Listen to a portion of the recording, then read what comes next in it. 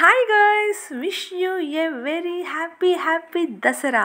So ఈ నవరాత్రి ఉత్సవాల్లో ప్రతి ఊరిలో, ప్రతి గుడిలో, ఊడిలో, వాడలో అమ్మవారికి రకరకాల అలంకరణలతో, వివిధ రకాల పూజలతో, కుంకుమార్చనలతో, అభిషేకాలతో ఆహా అనిపించి కళ్ళు చెదిరిపోయేలాగా అమ్మవారిని అలంకరించుకోవటం, పూజించుకోవటం.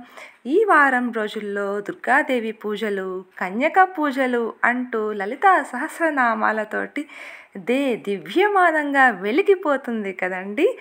సో అందరికీ మరొకసారి హ్యాపీ దసరా.